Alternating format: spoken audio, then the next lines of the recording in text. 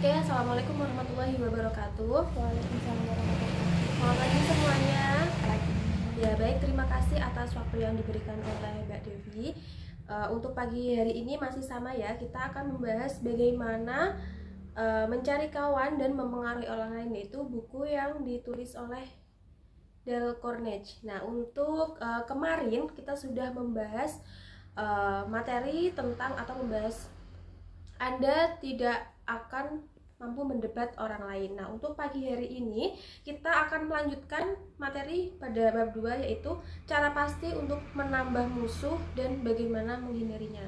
Nah, sekilas kita dengar judulnya cara pasti untuk menambah musuh. Nah, itu kan seperti tidak kayak kok bisa sih kita kok malah menambah musuh gitu. Nah, di awal bab ini itu dijelaskan ada seorang yang tinggal di Gedung Putih. Dia mengakui bahwa semasa hidupnya dia mencapai kebenaran itu sebesar 75% dalam kehidupannya. Nah, kalau kita ini tidak bisa mencapai kebenaran, tidak bisa merasa kebenaran itu 55% dalam sehari. Nah, apa hak kita untuk menyalahkan orang lain?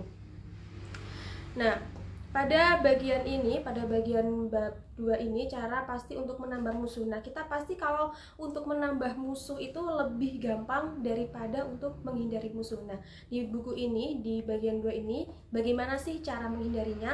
Nah, ada satu contoh di buku ini.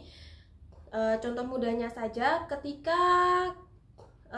kita memberikan kepercayaan atau tugas kepada orang lain. Nah, ternyata tugas itu tidak sesuai dengan apa yang kita inginkan. Misalnya saya memberikan memberikan kepercayaan atau tugas pada Mbak Devi ya. Nah, Mbak Devi itu tidak melaksanakan tugas itu dengan baik, atau dalam tanda kutip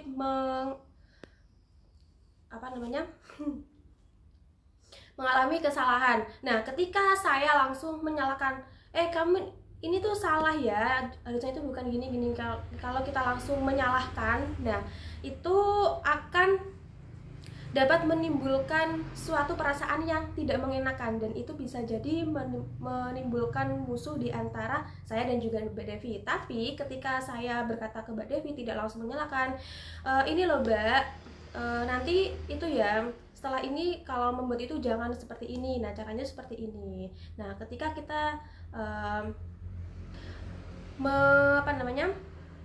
menegur orang lain dengan makna yang tersirat, bukan langsung terus langsung menyalahkan, ini kamu salah, ini kamu begini, itu didengarnya itu tidak enak dan akan menimbulkan musuh. Beda lagi kalau kita menegurnya dengan cara kalau kayak seperti diberikan edukasi, nah itu akan lebih enak didengar.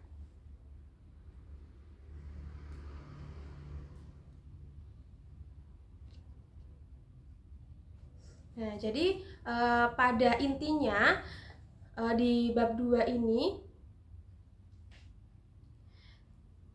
kita tidak kalau kita mau mengambil hati orang lain itu jangan mudah menyalahkan orang tersebut secara terang-terangan. Nah, kita bisa mengingatkan orang lain itu dengan cara yang lebih enak dan juga lebih menyenangkan hatinya, lebih mengedukasi dan lebih membuat dia merasa, oh saya ini harus lebih belajar dari kesalahan saya. Beda lagi kalau kita menegurnya dengan bahasa tersurat, misalnya kamu salah, kamu gini, itu didengarnya sudah tidak enak dan sebagainya.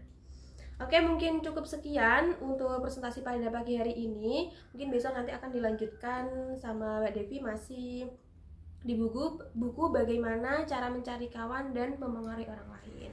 Nah, cukup sekian dari saya, kurang dan lebihnya mohon dimaafkan. Wassalamualaikum warahmatullahi wabarakatuh. Waalaikumsalam warahmatullahi wabarakatuh.